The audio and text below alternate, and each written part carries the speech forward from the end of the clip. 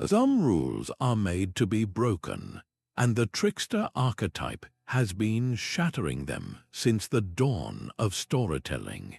These cunning figures, from Loki to the spider Anansi, have challenged gods, deceived monsters, and reshaped reality itself through their brilliant deceptions. By the end of this exploration, you will understand the hidden lineage of these master manipulators and how their chaotic influence secretly guides our world. We will uncover why a single clever lie can birth a new culture and how a selfish act might accidentally give humanity fire. What does the enduring power of the trickster reveal about our own relationship with rules and rebellion? A tiny rabbit cornered by a massive bear does not prepare for a fight it cannot win. Instead, it looks up and speaks of a far greater threat, a monstrous creature reflected in the water below, tricking the bear into a hopeless battle against its own reflection. This is the trickster's oldest play, where a sharp mind effortlessly defeats raw power. This archetype is a global constant, a character who slips through the cracks of every culture's mythology. They are the ultimate rule breaker, living in a moral gray area where conventional ideas of good and evil simply do not apply. Their primary role is to shake the foundations of the established order, to disrupt the status quo, and in doing so, they become an unexpected catalyst for profound change. The renowned psychologist Carl Jung saw the trickster as a fundamental piece of our own inner world, a personification of the unconscious mind's raw, disruptive, and wildly creative energy. This figure is a living contradiction, a creator who might also destroy, a fool who reveals deep wisdom. Their chaotic actions, often driven by selfishness or simple mischief, ripple outwards with unforeseen consequences. A stolen fire becomes a gift to humanity. A broken taboo introduces a new cultural practice. A lie told for personal gain accidentally reveals a vital truth. So why does this chaotic, ambiguous character appear in the stories of peoples separated by vast oceans and centuries? Their enduring presence seems to whisper a profound question about our own souls, asking what we truly think about the rules we live by and the sometimes necessary act of rebellion. Deep in the ancient forests where firelight danced on storytellers' faces, the trickster was already taking shape. These primordial figures, like the Native American Coyote or the West African Anansi, are not just old characters, they are foundational to human imagination. They emerged from oral traditions passed down through countless generations long before the invention of writing.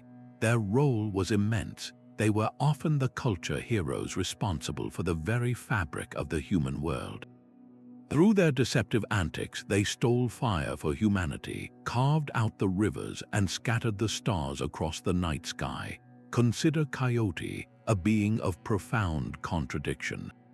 In many traditions, he is credited with creating monumental features of the world, yet his methods were never straightforward. He achieved these great works through a web of trickery, selfishness, and sheer chaotic impulse. This moral ambiguity was not a flaw, but the entire point. Anthropologists suggest these early trickster tales mirror the harsh uncertainties of ancient life. In a world of constant challenge, raw strength was not always enough.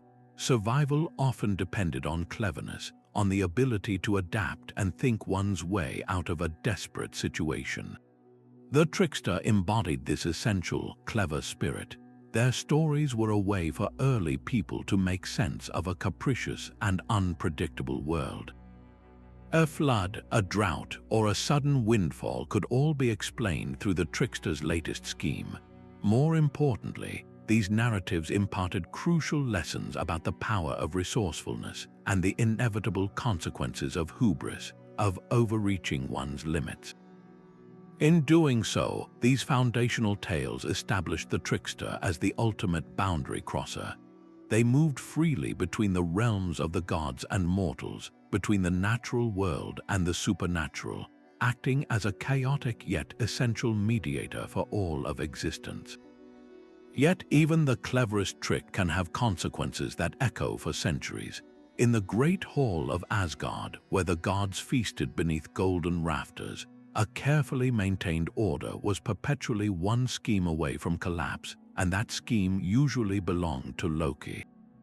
He stands apart in the pantheon of tricksters, not as a simple culture hero or a foolish animal, but as a god of immense complexity. He was a sworn blood brother to Odin himself, a companion on adventures, and yet also the architect of the god's greatest sorrows. This duality is the very heart of his character. He is a being of pure potential, a shape-shifter in the most literal sense, capable of transforming into a mare, a fly, or an old woman, but also a shape-shifter of allegiances whose friendship could turn to bitter enmity in a moment. His deceptions were not petty mischiefs, they were seismic events that reshaped the destiny of the cosmos. It was his cunning that led to the death of the beloved god Baldur, an act of such profound betrayal that it set the unchangeable events of Ragnarok, the twilight of the gods, into motion. Scholars see in Loki a powerful representation of chaos itself, a force that is simultaneously destructive and necessary for renewal. His lies and schemes often served a strange, brutal form of truth, exposing the flaws and hypocrisies within the divine order itself. He held up a mirror to the gods, forcing them to confront their own vanity and limitations. Consider the time the giant Thrym stole Thor's mighty hammer, Mjolnir, and demanded the goddess Freyja as his bride in return. The gods were paralyzed, their strength useless. It was Loki who devised the solution, convincing Thor to disguise himself as the bride and accompanying him as a clever handmaiden. Through a series of quick-witted deceptions at the wedding feast, Loki recovered the hammer, saving Asgard through a humiliating but effective trick. He solved a crisis of power with a crisis of identity, a classic Loki move that created a new problem even as it solved the old one. His influence did not stop with clever plans.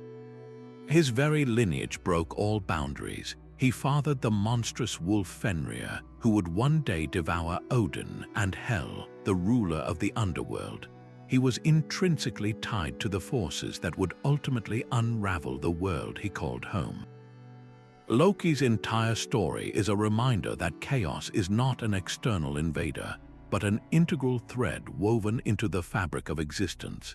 He teaches that even the most stable and powerful systems can be undone from within by a single, clever, and unpredictable disruption. On the very first day of his life, Hermes did something that would define his existence for all time. He slipped out of his cradle, stole the sacred cattle of his half-brother Apollo, and then, to appease the furious god, invented the very first lyre from a tortoise shell. This was not mere infant mischief, it was a perfect demonstration of his core nature, a being who could commit a transgression and, in the same breath, offer a creation of astonishing beauty. Hermes was the divine messenger, his winged sandals carrying him across all borders, from the peak of Olympus to the deepest shadows of the underworld. He was the guide for souls, the patron of thieves, and the god of commerce, a portfolio that perfectly captures his essence. He existed in the spaces between, the liminal zones where definitions blur and transformation becomes possible. His trickery was fundamentally different from Loki's world-shattering chaos. Where Loki's deceptions often led to irreversible doom, the cleverness of Hermes was a tool for connection and new possibilities. He was the essential link, the one who could carry a message from a mortal to a god, or guide a hero like Odysseus through impossible challenges.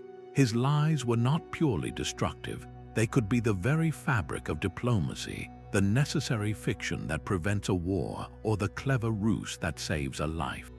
This duality forces us to reconsider the very nature of a trick. When Hermes facilitated a trade, was it a fair exchange or a cleverly disguised theft? When he delivered a message from Zeus, was it the unvarnished truth or a strategically crafted interpretation? Ancient philosophers saw in him the embodiment of hermeneutics, the art of understanding hidden meanings. The trickster, in this light, is not just a liar but a challenge to our perception. He compels us to look beyond the obvious, to question the surface of every story, every transaction, and every boundary we take for granted.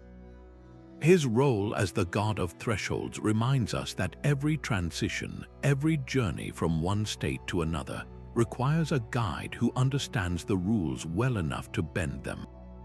Hermes teaches that ambiguity is not a flaw in the universe but a fundamental mechanism for change, a doorway through which new ideas and opportunities must inevitably pass. A spider's web is a delicate architecture of connections, and so are the tales spun by Anansi, the master weaver of West African lore. He is the small spider whose cleverness consistently outmaneuvers the elephant, the python, and even the sky god himself. In the world of Akan folklore, raw strength is no match for a quick mind, and Anansi's greatest quest was not for treasure, but for all the stories in the world. The sky god Niam possessed them, hoarded away from humanity.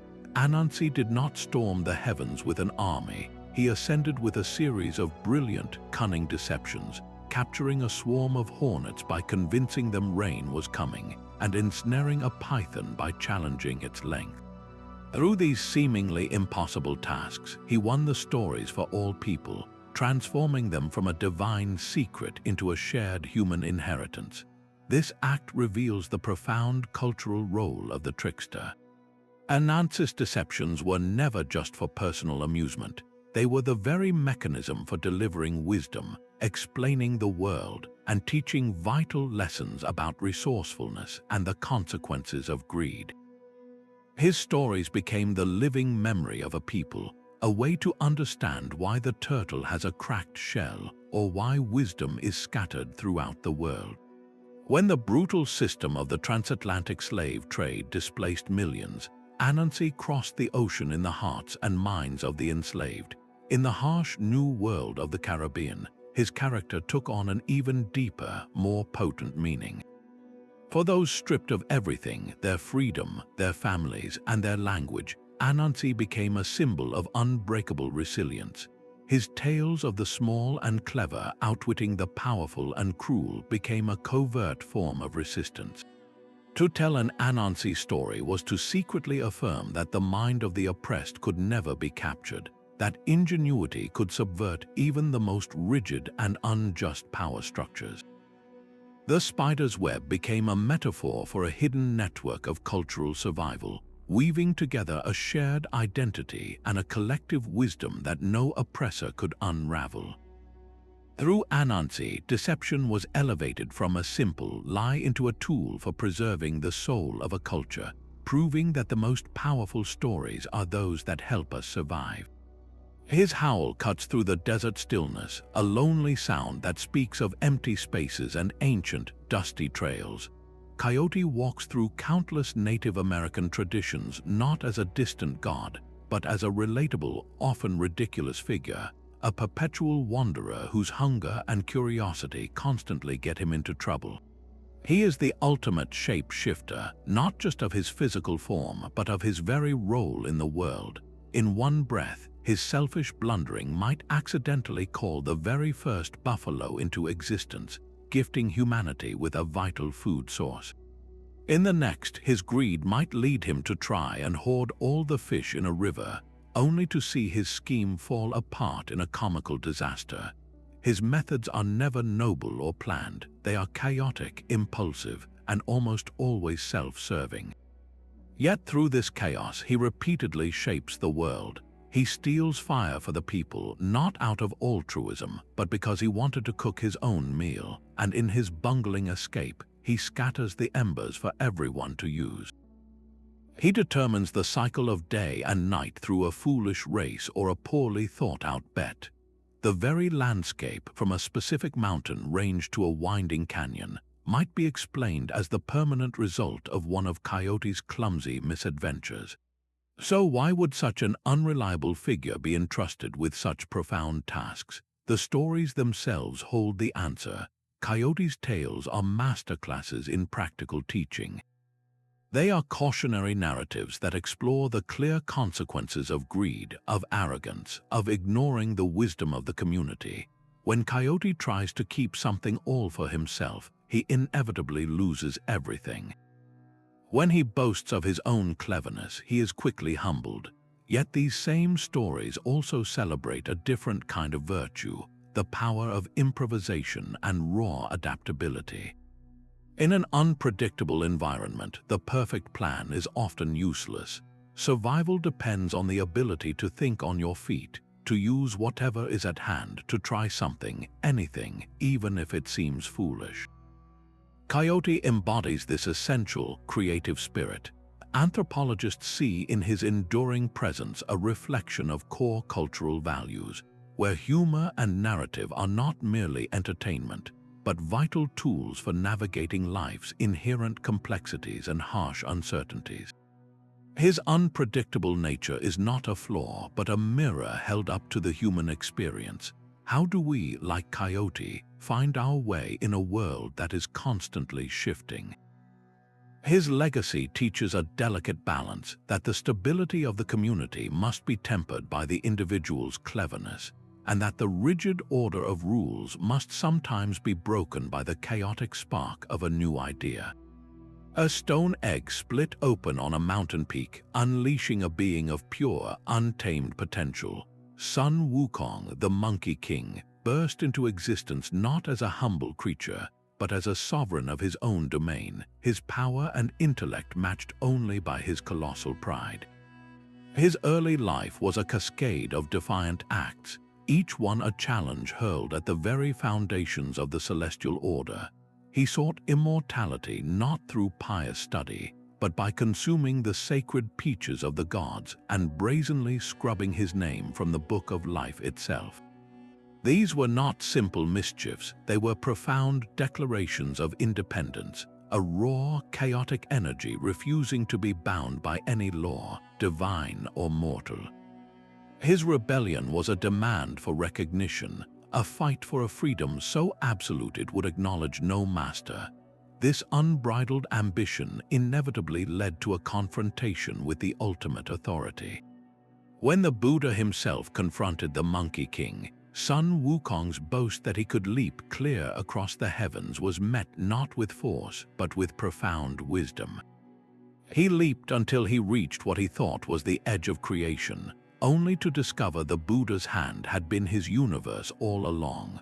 This was not a punishment meant to break his spirit, but a lesson in perspective, the first step in a long journey toward understanding that true power requires more than just strength and cleverness. His imprisonment under a mountain for 500 years became a period of forced reflection, a necessary stillness for a soul that knew only motion. His release came with a purpose, bound to protect the monk Tripitaka on a perilous pilgrimage to the west. This was where his chaotic energy began its transformation. The same cunning that once deceived celestial gods was now redirected to outwit demons and protect his master. His tricks, once acts of selfish defiance, became strategic maneuvers in a greater, selfless mission.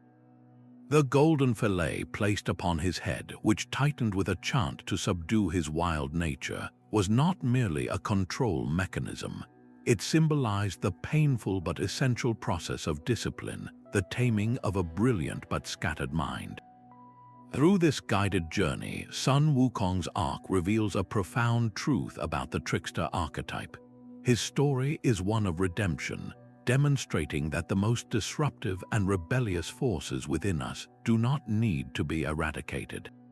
Instead, they can be integrated, their raw power honed and directed toward a purpose greater than oneself.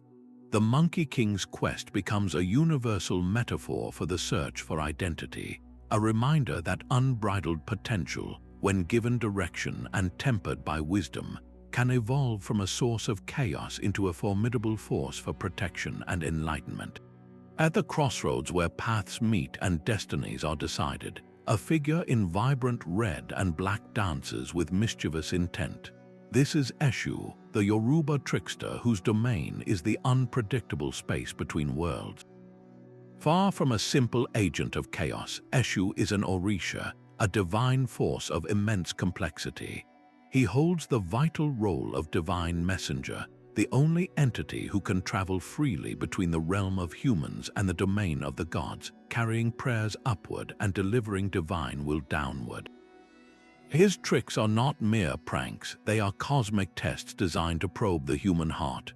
When a carefully planned ceremony goes awry or a sudden argument erupts between friends, it is often seen as Eshu's handiwork, a deliberate disruption meant to reveal hidden prejudices, challenge rigid beliefs, or expose a hidden truth that comfort had concealed. His deceptions serve a profound purpose: to shatter complacency and force necessary growth. He ensures that sacrifices reach their intended deities, but he might first test the giver's sincerity by creating an obstacle or a moment of doubt. This role makes him a guardian of balance, a divine provocateur who uses confusion as a tool to prevent the universe from falling into stagnation. His famous ability to speak out of both sides of his mouth, telling one person one thing and another the exact opposite, is not about fostering lies, but about illustrating the nature of perspective itself. He reminds us that every story has multiple sides, and that truth is often a matter of where one stands. As the master of the crossroads, he embodies the power and weight of human choice. Every path we choose is a decision that closes other doors and sets consequences into motion. Eshu stands at that junction, not to dictate our direction, but to ensure we understand the gravity of our own free will. Scholars of Yoruba religion see in this a sophisticated understanding of destiny. An individual's path, or ori, is not a fixed track, but a potential that is realized through the choices made at life's many crossroads. Eshu is the dynamic force at each intersection, presenting challenges and creating the conditions where our decisions truly define our journey.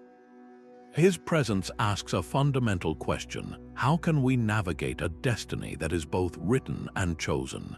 He teaches that the universe is not a static place, but a living system that requires friction, communication, and the occasional necessary trick to keep its endless conversation alive. A story never truly stays in one place. It travels on the breath of merchants along the Silk Road, in the memories of families crossing oceans, and within the whispered tales shared under unfamiliar stars. The mythic trickster, that master of boundaries, was perhaps the most adept traveler of all, his shape-shifting nature allowing him to slip seamlessly from one culture into the next.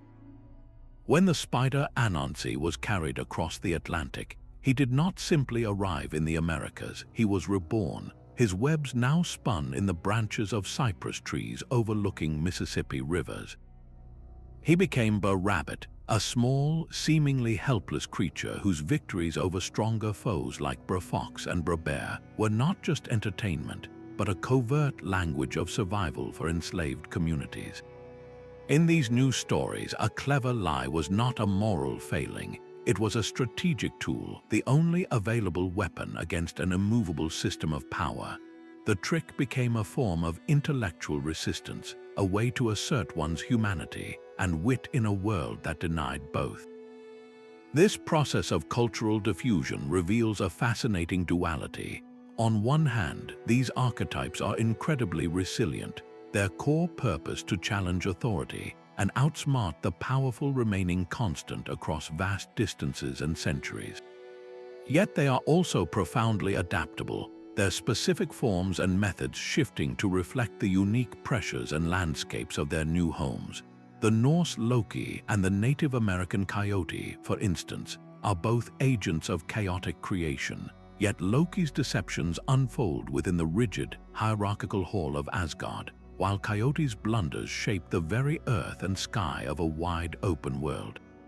Folklorists mapping these migrations see more than just shared stories. They see a map of universal human concerns, the experience of feeling small in the face of a greater power, the desire to use one's wits to overcome brute force, the need to find a loophole in an unjust rule. These are feelings that transcend any single culture.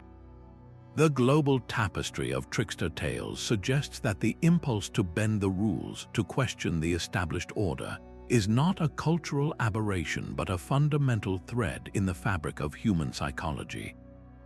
It is a shared understanding that sometimes the most profound truths and the most necessary changes begin not with a declaration of war, but with a clever, whispered deception. The trickster's shadow stretches far beyond the campfire and the temple, slipping effortlessly onto the silver screen and the pages of our favorite stories. Look at the Marvel universe, where Loki's cinematic charm and endless schemes have captivated millions. He is no longer just a Norse god of chaos, but a modern anti-hero wrestling with identity, family, and a place in the world. His deceptions are now framed as complex psychological struggles, his shape shifting a metaphor for the search for self in a society that demands clear labels. This transformation of the archetype is not a dilution but an evolution. The brilliant, unpredictable Doctor in Doctor Who, for example, wields a sonic screwdriver instead of a magical artifact, yet his core remains that of a classic trickster. He crosses boundaries of time and space, subverts authority with a quip, and consistently uses cleverness to resolve conflicts that brute force could never solve. These contemporary figures carry the same ancient DNA, cleverness, moral ambiguity, and a deep-seated need to cross every line they encounter. They challenge us to question who the real villains are and whether the established rules are worth following. Consider the world of high-stakes heist films, where a team of specialists led by a master planner must outwit an impenetrable security system. The entire narrative is a trickster's playground, a celebration of intellect and misdirection where the goal is not to destroy the fortress, but to slip through its cracks. The audience cheers for the deception, for the clever lie that exposes a larger truth about greed or corruption. Even in the grim political landscape of Westeros, a character like Tyrion Lannister survives not with a sword, but with his wit and his words. In a world defined by physical power and hereditary privilege, his greatest weapon is his mind, a classic trickster trait that allows him to navigate a brutal hierarchy from its margins. Why do these patterns feel so familiar, so satisfying to a modern audience? Writers and creators instinctively draw from this deep well because these archetypes speak to a fundamental human yearning for complexity and subversion. We are drawn to characters who reflect our own frustrations with rigid systems and our secret admiration for those who can outthink their constraints. The modern trickster becomes a vessel for our anxieties about technology, social justice, and institutional power. They are the hackers who expose truths, the whistleblowers who reveal secrets, the clever underdogs who prove that the game can be changed. Their enduring presence in our most popular stories is a powerful testament to their role as eternal symbols of innovation, social critique, and the beautifully unpredictable nature of the human spirit. Our own minds contain a master of disguise, a hidden trickster whose whispers can spark genius or ignite rebellion. This is not a mythical being, but a fundamental part of our own psychology, what Carl Jung called an archetype of the collective unconscious. Jung proposed that beneath our personal memories and experiences lies a deeper layer of the psyche, a shared reservoir of symbolic figures and patterns common to all humanity. The trickster is one of these universal forms, a powerful representation of our shadow self. This shadow is not evil, but rather the collection of all the instincts, creative urges, and unconventional thoughts that our conscious minds, in their desire for order and social acceptance, often repress. The inner trickster is the voice of that which has been silenced, the part of us that yearns to break free from the cage of conformity. Its energy can surface in our lives in surprising ways. A sudden, brilliant insight that solves a problem you have been wrestling with for weeks is the trickster at work, bypassing logic to offer a creative leap. That moment of spontaneous humor that diffuses a tense situation is the trickster disrupting a rigid pattern. Even a rebellious impulse, a sudden refusal to follow a rule you have always accepted, can be this archetype pushing you toward necessary growth and self-discovery. In therapeutic practices and personal development, learning to engage with this inner trickster is a powerful tool. It allows individuals to question the limiting beliefs they have internalized, to sit more comfortably with life's inherent ambiguities, and to find innovative, non-linear solutions to personal challenges. Yet, like any powerful force, this archetype requires balance. When its energy is completely suppressed, life can become rigid, predictable, and devoid of inspiration. But if it is allowed to run unchecked, the inner trickster can lead to self-deception, where we cleverly lie to ourselves about our own motivations, or create unnecessary chaos in our relationships and endeavors. The psychological trickster teaches a vital lesson about mental health, that a certain degree of internal disorder is not just acceptable, it is essential for adaptation. It is the mental friction that prevents stagnation, the cognitive flexibility that allows us to pivot when life throws us an unexpected challenge. So how do we learn to dance with this mischievous part of ourselves?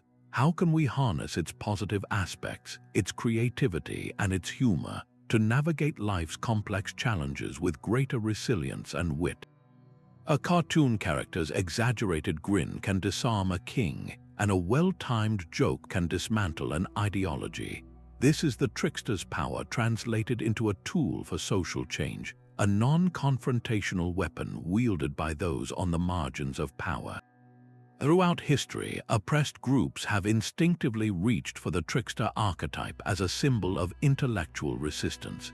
In the royal courts of medieval Europe, the court jester held a unique and precarious position. Dressed in motley, he was the only person permitted to mock the monarch, to speak uncomfortable truths through the veil of humor and absurdity. His seemingly foolish antics were a carefully calculated performance, a way to hold up a mirror to authority without immediately facing the consequences that would befall a serious critic. This tradition of using wit as a shield continues in our modern era. Activists employing guerrilla theater, where a satirical skit performed in a public square can critique corporate greed more effectively than a formal protest, are channeling the same ancient spirit. The internet meme, a piece of digital folklore that spreads with viral speed, often serves this exact function, using irony and parody to expose hypocrisy and challenge powerful institutions from the bottom up. Consider the American civil rights movement, where the brilliant comedian and activist Dick Gregory used sharp, incisive humor to dismantle the foundations of racist thought. By reframing bigotry through the lens of absurdity, he and others like him made it possible for a wider audience to see the inherent flaws in a corrupt system. Their clever rhetoric was not just entertainment, it was a strategic form of deception, disarming opponents and opening mental space for new ideas to take root. The trickster's enduring power in these contexts lies in their position as an outsider. Operating from the edges of society, they can bypass the front gates of power and slip in through the cracks, using ridicule and strategic deception to undermine authority without a direct and often doomed physical confrontation. This social function transforms the trickster from a simple character in a story into a living catalyst for collective reflection. Their antics force a society to look at its own absurdities, its own unspoken rules, and in doing so, they create the necessary friction that can eventually lead to profound and lasting transformation. A crack in the cosmic egg, a spilled pot of stars, a whispered lie that somehow gives a river its course. Our most profound creation stories are not always solemn hymns to perfect design. Often they are tales of glorious, world-shaping accidents, where the universe as we know it emerges from the chaotic mischief of a trickster. These figures operate in a space of pure potential, where a selfish act or a foolish blunder ripples outward with creative consequences no one could have foreseen. The Native American coyote, in his endless hunger, might chase a piece of fat across the sky, accidentally scattering the stars into constellations. Or, in his attempt to steal fire for a warm meal, he might fumble the ember, scattering sparks that teach all of humanity how to cook and survive. His clumsy interference does not follow a grand blueprint. It is a series of trials and errors that, through sheer happenstance, establishes the very laws of nature and the foundations of human custom. The length of day and night, the reason death exists, the shape of the landscape itself, all become permanent fixtures because of a trickster's poorly thought-out scheme. This pattern repeats across the globe. In West Africa, Anansi's greed, his desire to possess all the world's stories for himself, is the very catalyst that ultimately scatters them among the people. His deceptive quest to capture dangerous creatures for the sky god does not hoard wisdom. It liberates it, transforming stories from a divine secret into a shared human inheritance. What does this tell us about the nature of existence itself? These myths present a radical idea that our world was not born from flawless, orderly intention, but from a dynamic process of experimentation. The trickster introduces the variable of chance into the equation of creation. Their narratives challenge our deep-seated desire for a linear, predictable origin story, suggesting instead that chaos is not the enemy of order, but its necessary and creative partner. The universe, in this view, is not a perfect machine, but a living, adapting system that thrives on improvisation. How does this perspective reshape our relationship with our own mistakes? The trickster's legacy in cosmogony invites us to see the potential for innovation hidden within every misstep and every unexpected outcome, reminding us that the most beautiful patterns can emerge from the most chaotic beginnings. The line between a villain and a hero can be as thin as a spider's silk, and the trickster dances upon it with impossible grace. Think of a moment where a lie saves an entire village from destruction, or a stolen secret reveals a tyrant's weakness. Within the trickster's world, actions we might instantly condemn become the very instruments of profound good. This is the core of their moral ambiguity, a gray area where our conventional labels of right and wrong lose their meaning. A single deed is never just one thing. The theft of fire is also a gift to humanity. A betrayal among gods can expose the hypocrisy festering within a seemingly perfect order. The trickster's manipulations, selfish as they may seem in the moment, often function as a strange and brutal form of correction, shattering stagnant systems to make way for something new. We are forced to judge them not by their methods but by the ripples of their actions. Was Loki wrong to orchestrate the death of the god Baldur? In isolation, the act is a profound tragedy.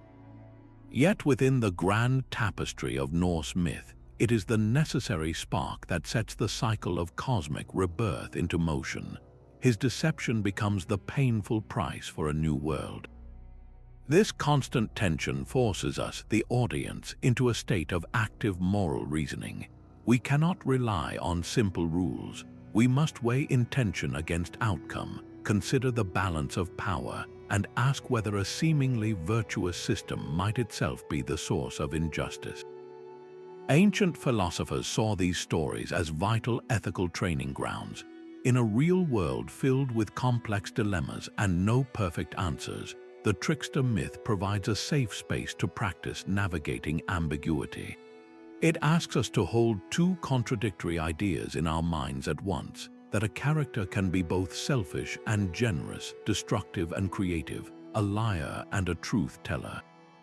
This challenges the very foundations of our moral frameworks, suggesting that ethical systems are not divine commandments etched in stone, but living, human constructs.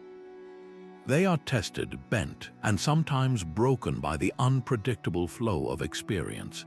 The trickster's greatest lesson may be that morality is not a fixed destination, but a continuous, difficult, and deeply personal journey of interpretation.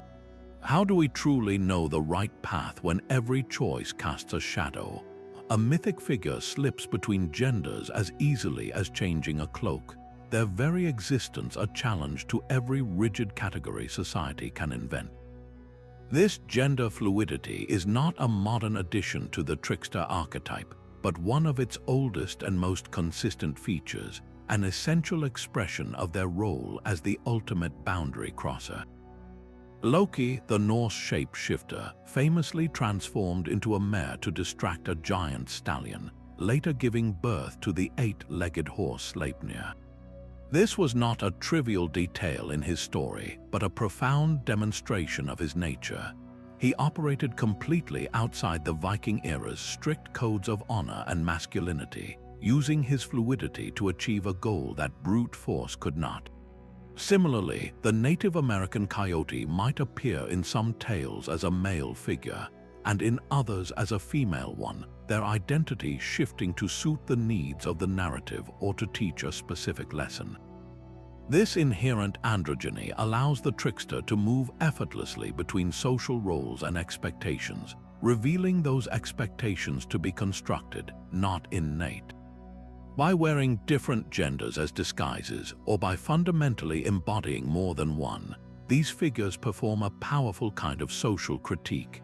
Their stories create a mythic space where the rules governing masculinity and femininity can be stretched, broken, and examined long before contemporary conversations about gender identity began. In one classic tale, a trickster might use cross-dressing to infiltrate an enemy's camp, not merely as a deceitful tactic, but as a narrative device that proves identity itself can be a form of skillful performance.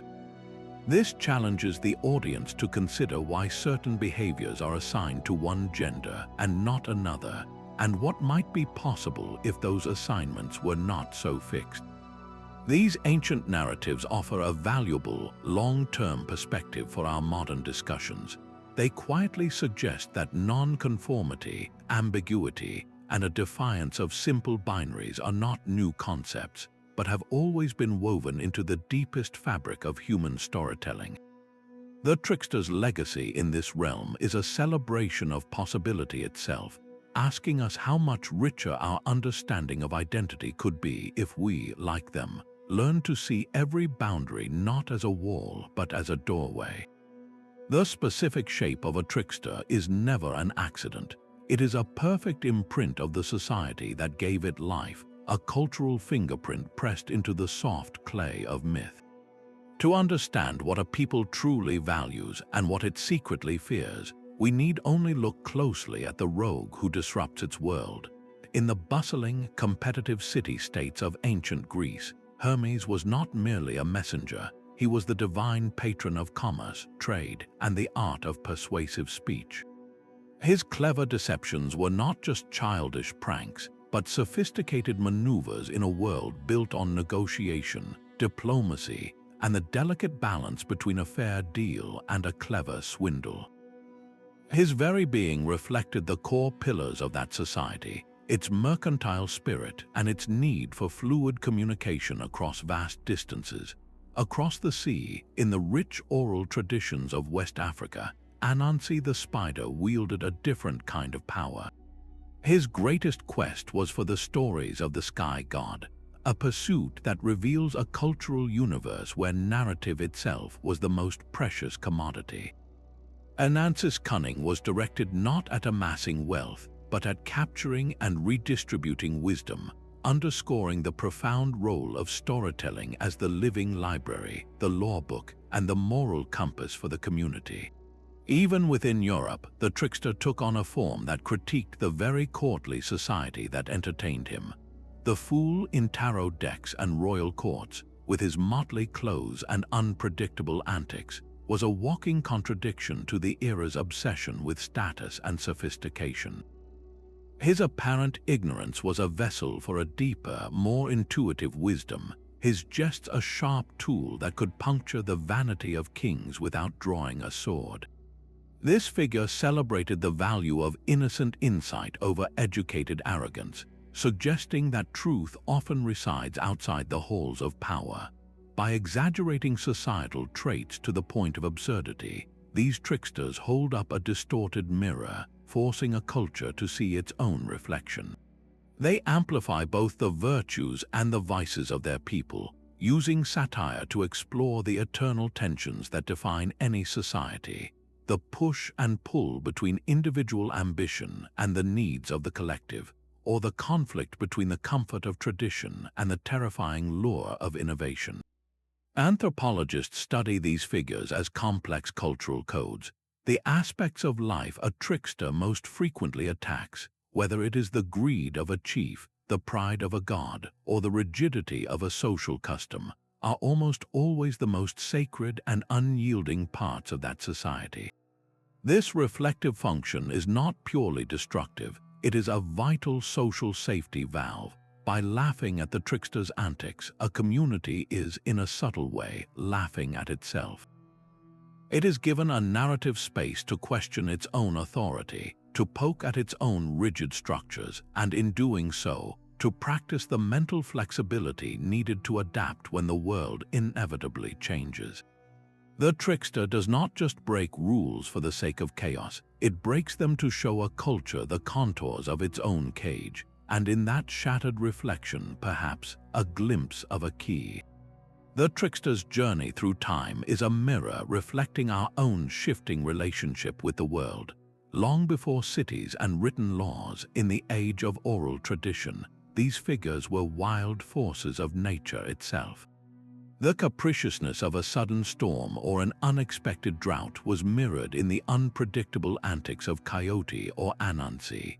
Their stories were not simple fables, but vital survival guides wrapped in narrative.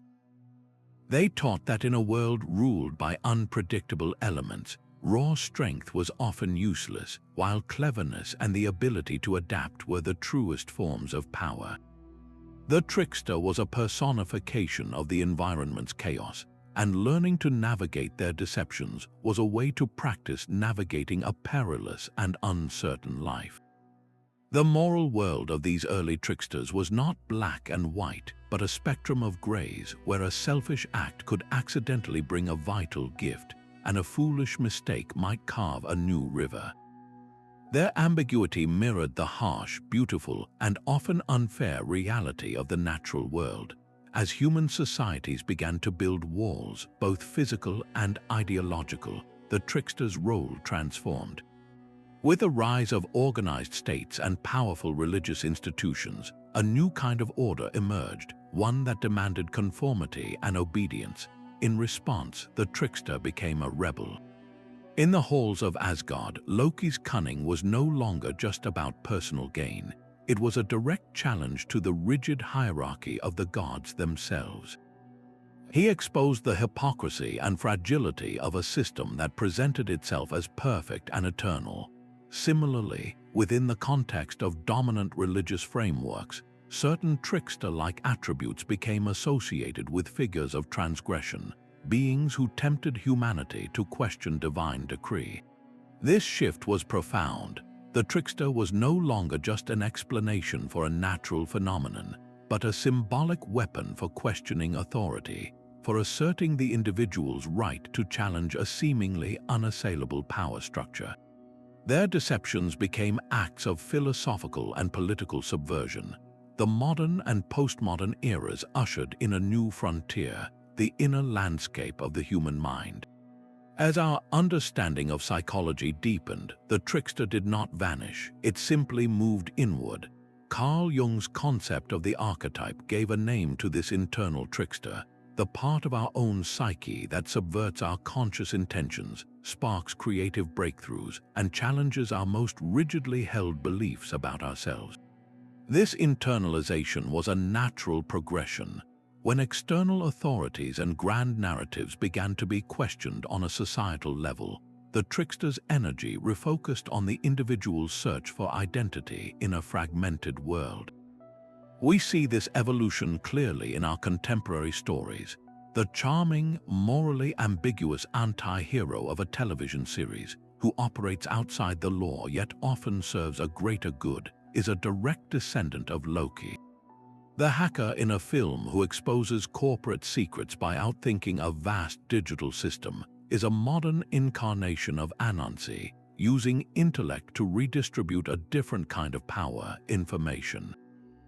This entire timeline, from nature spirit to psychological force, reveals a fascinating trajectory in human consciousness.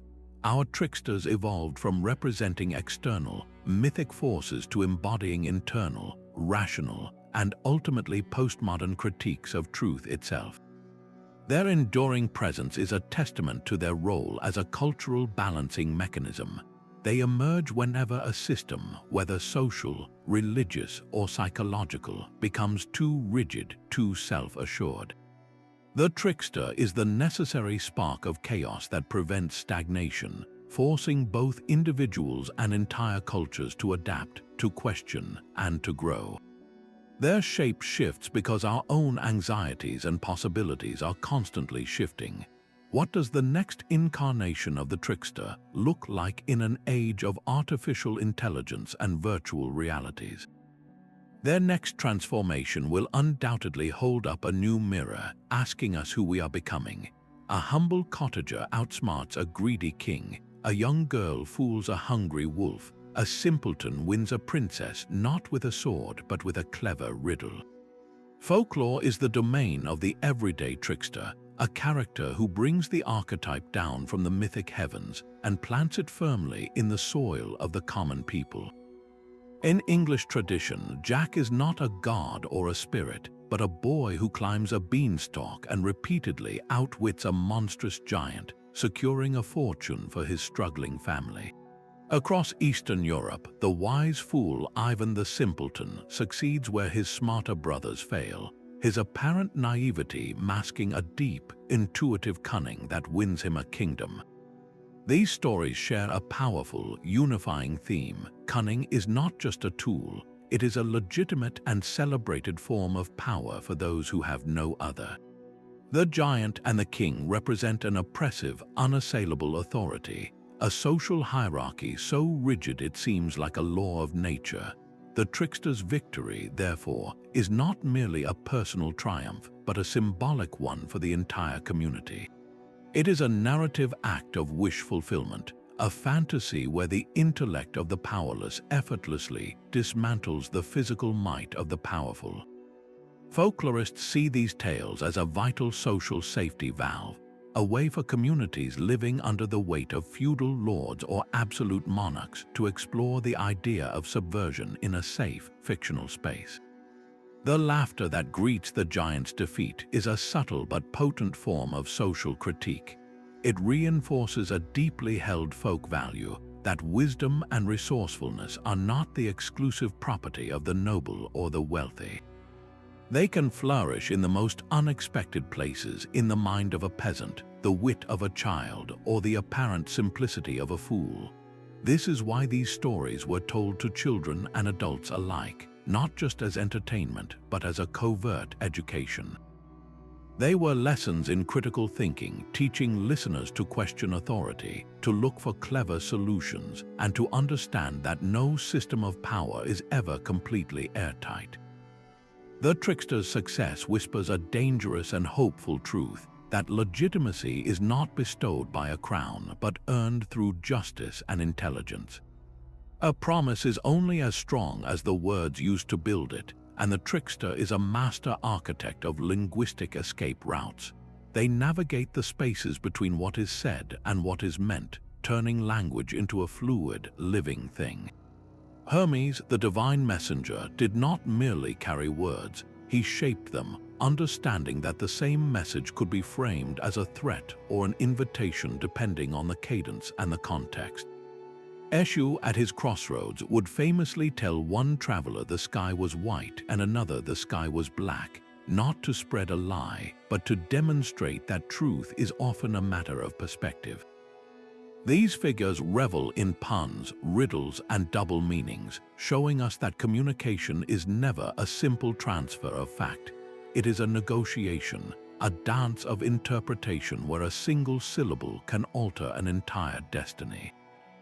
This manipulation reaches its peak in the careful passing of oaths. A trickster might be bound by a promise not to walk, run, or crawl into a fortress, only to roll inside on a wheel, exploiting a loophole the speaker never considered. Their entire existence argues that meaning is not fixed within the word itself, but is born from the shared and often flawed understanding between the speaker and the listener. This ancient insight resonates deeply with modern philosophy. Thinkers have long pointed out the arbitrary link between a word, the signifier, and the concept it represents, the signified. The trickster, in their playful deconstruction of language, embodies this principle perfectly. They remind us that the connection between the sound dog and the four-legged animal is a cultural agreement, not a natural law, and agreements can always be renegotiated or cleverly broken. This spirit of linguistic subversion flows directly into our literary traditions. The comedies of ancient Greece, filled with characters using witty wordplay to outsmart their superiors, are pure trickster energy. Centuries later, the absurdist plays of the 20th century, where language often collapses into meaningless repetition or paradoxical loops, continue this legacy. In these works, confusion is not a failure of communication, but a tool for enlightenment, shaking the audience out of their habitual ways of thinking.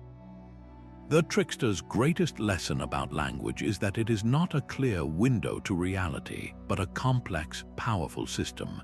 It can build bridges of understanding or walls of deception, often at the very same time. How we choose to wield this tool, whether to clarify or to obscure, ultimately defines the reality we create for ourselves and for others. A masked dancer whirls through a crowded plaza, his movements a deliberate mockery of the village chief's solemn gait.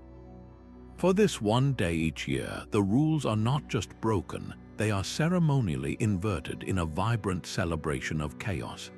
This is the trickster's power channeled into ritual, a sanctioned space where society gives itself permission to play with fire.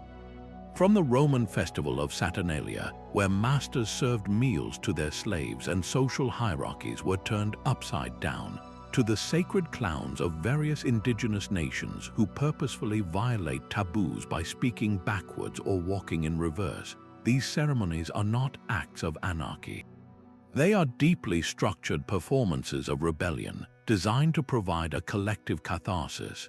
The community gathers to laugh at the very authority it relies upon, to see its most sacred rules temporarily suspended by figures embodying the trickster's spirit. Anthropologists describe these events as social safety valves, a vital pressure release for the tensions that inevitably build within any rigid system. By giving folly a formal stage and a specific time, a culture can experience the thrill of disorder without suffering its lasting damage. The controlled chaos of the ritual clown, whose absurdity highlights the wisdom of normal behavior, or the temporary freedom of Saturnalia, which made the return to everyday order feel more just, both serve a profound purpose. They allow a society to taste the forbidden fruit of rebellion and then collectively decide to spit it out. This ritual embrace of the trickster does not weaken the social fabric, it strengthens it by testing its seams. It proves that a system confident enough to laugh at itself and to periodically question its own foundations possesses a resilience that rigid authoritarian structures lack. How does this need for temporary release, for a holiday from our own rules, reflect a fundamental rhythm in the human spirit, a necessary dance between structure and freedom that keeps our worlds turning? Every transaction begins with a story about value, a narrative the trickster is uniquely skilled at rewriting. These mythic figures were the original entrepreneurs, navigating a world of uncertain resources with nothing but their wits.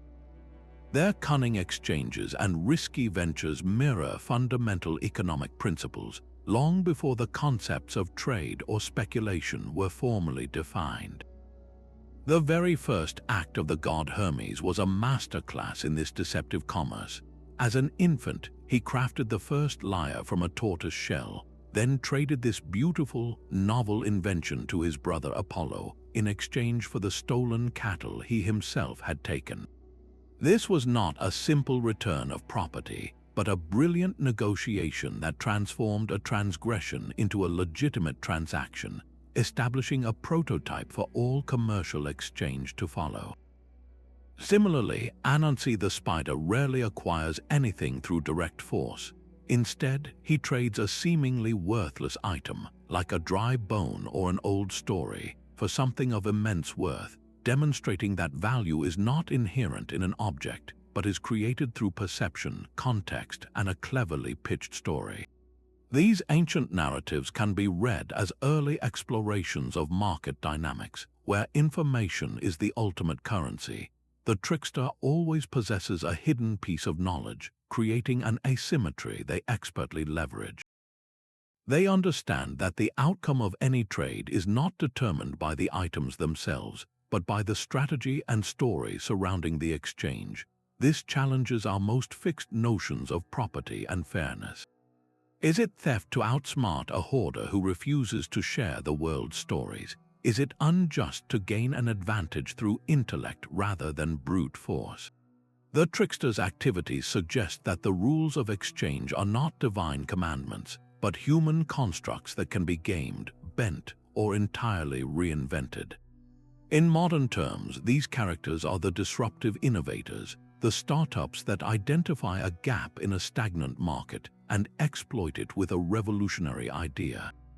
They see a system that others take for granted and ask a simple, dangerous question: why should things work this way? Their stories encourage a deeply critical perspective on our own economic practices, prompting us to question whether the established rules of commerce truly serve justice and the common good, or if they merely protect the entrenched interests of those who built the game. The trickster reminds us that every price tag, every contract, and every market is, at its heart, a collective story we have all agreed to tell. And like any story, it is always subject to a clever revision.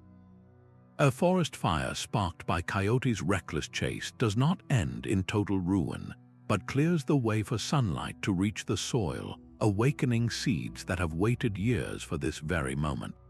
This is the hidden ecological wisdom woven into the trickster's chaos, a narrative recognition that nature's health depends on cycles of disruption and rebirth. In countless traditions, the trickster's most destructive blunders serve a paradoxical purpose, resetting the balance of an entire ecosystem. A flood caused by Coyote's greed might drown an old world, but it also deposits rich sediment that nourishes a new one. Anansi's scheme to hoard all the water in a single gourd inevitably backfires, splashing life-giving moisture across a parched landscape and ensuring that no single creature can monopolize a resource essential to all. These are not simple fables about cause and effect. They are sophisticated models of environmental interdependence, where a single selfish act ripples through the web of life, pruning back the old to make space for the new. Indigenous knowledge systems have long embedded this understanding within their oral traditions, using the trickster's unpredictable nature to teach a profound respect for nature's complex, self-regulating rhythms. The stories convey that stability is not a permanent state of calm, but a dynamic equilibrium maintained by occasional, necessary disturbance. For communities living in close relationship with the land, these myths were practical guides. They illustrated the dangers of overharvesting, the folly of trying to control natural forces completely, and the humility required to live within a system far more intelligent than any single individual. In an era of profound ecological crisis, these ancient narratives resonate with urgent relevance.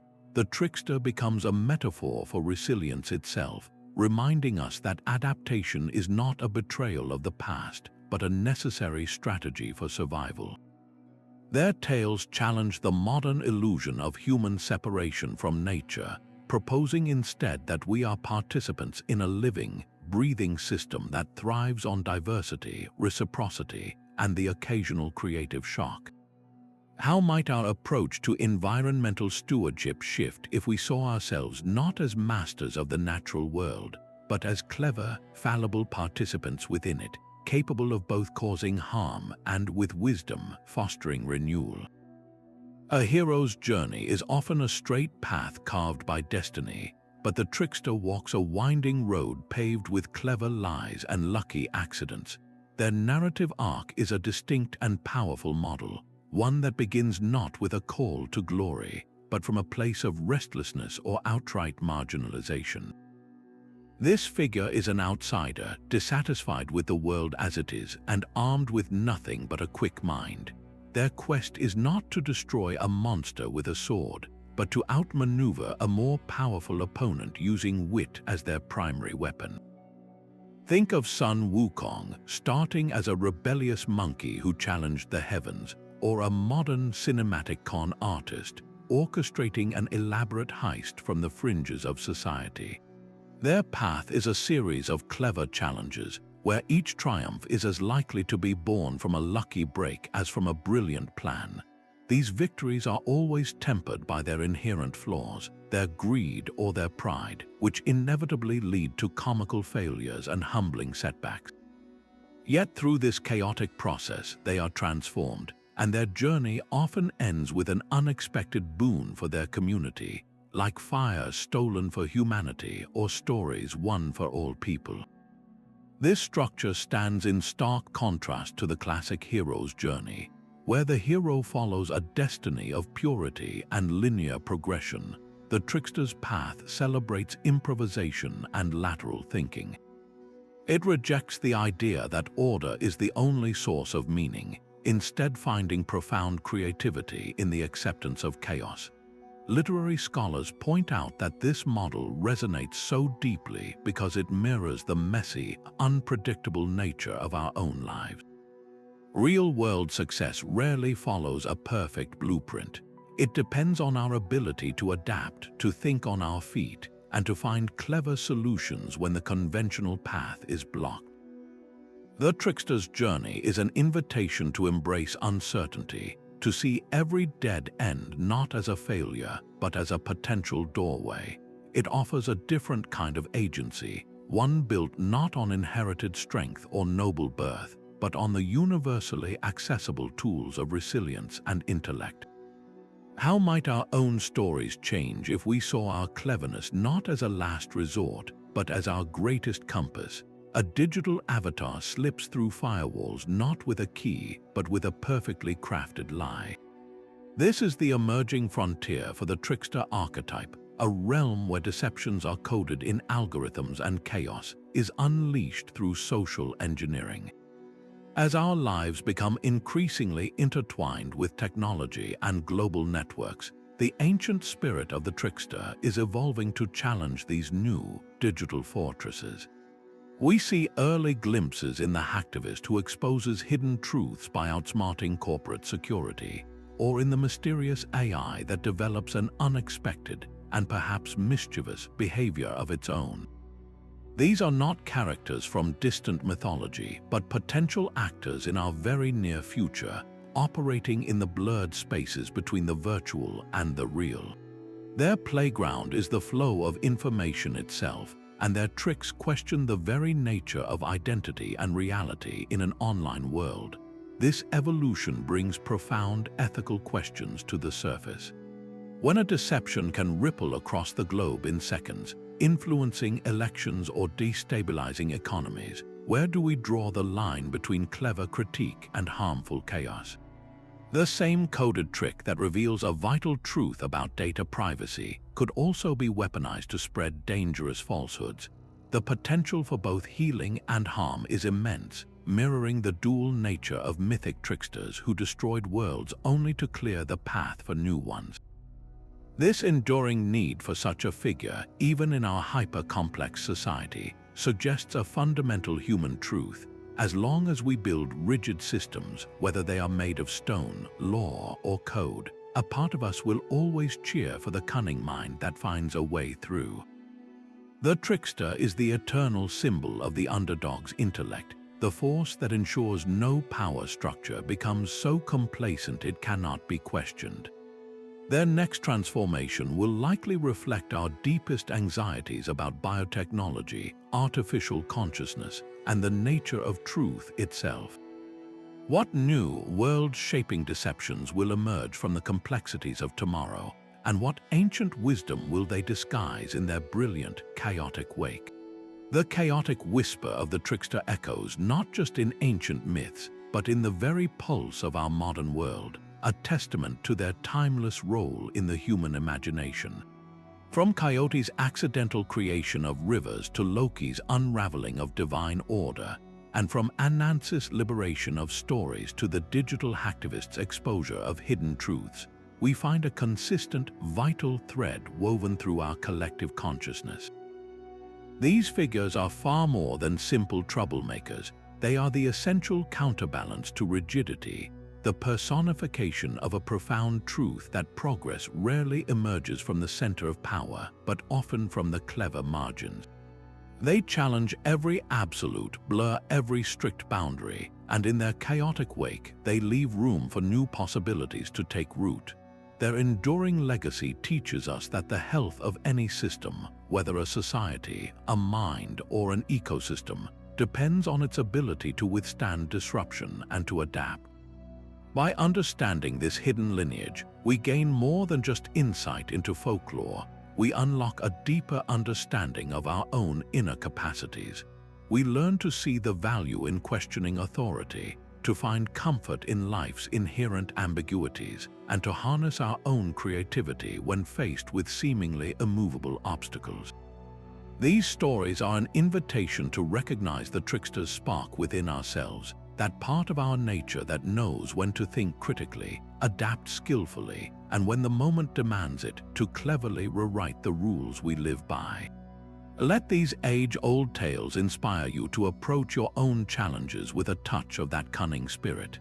If this journey through the world-shaping power of deception has sparked your curiosity, we would love to hear about your own favorite trickster tale in the comments below. And for more explorations into the hidden connections of history and myth, be sure to subscribe.